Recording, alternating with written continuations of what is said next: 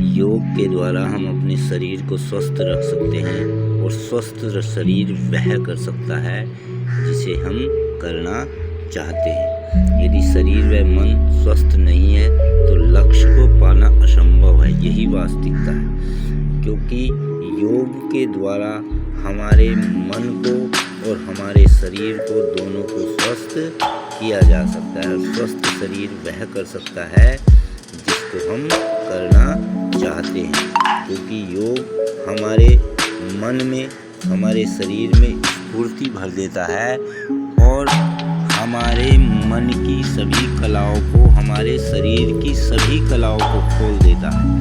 क्योंकि योग के द्वारा हम अपने आप को एकाग्र, स्वस्थ मन, सौम्यता और दृढ़ निश्चयता, नियम में बंधकर काम करने लगते हैं। और जब हम नियम में बंधकर काम करते हैं तभी हम किसी लक्ष्य को पा सकते हैं। योग के द्वारा नंबर 1 हमारा आलस्य दूर हो जाता है, और जब हम आलस्य से दूर हो जाते हैं तब हम अपने जीवन में नियम धारण करते हैं, क्योंकि योग का आशय ही नियम धारण करना है। और जब हम नियम धारण करते हैं तब हम अपने जीवन, जो हमारी जीवनचर्या है, उसे नियम में ढालकर, अपने जीवन को नियम में ढालकर जीते हैं।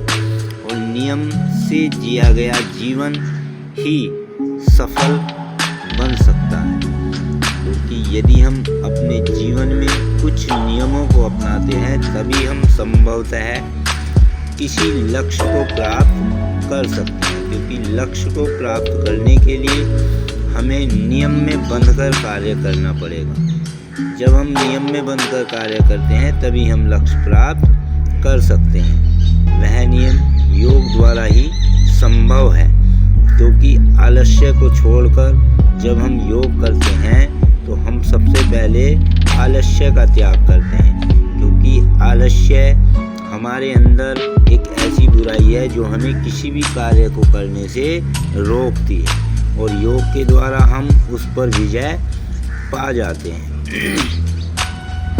तो यदि हम योग करें तो योग से हमारे अंदर बहुत सी चीज़ें प्रकट होती हैं, यानी उत्पन्न होती है, जिनके जरिए हम अपने शरीर को स्वस्थ और मन को स्वस्थ रख सकते हैं, जिससे हमारा स्वभाव सौम्य, वाणी में सौम्यता, सोच में सौम्यता और हमारे कर्म में सौम्यता आ जाती है। और जब हम किसी भी कार्य को सौम्यता के अनुसार, धैर्य के अनुसार एक नियम बनाकर, समय सारणी बनाकर अपने लक्ष्य पर रेगुलर रहते हुए किसी भी कार्य को करते हैं तब वह कार्य संभवतः हो जाता है। तो हमें अपने जीवन में योग को अपनाना अति आवश्यक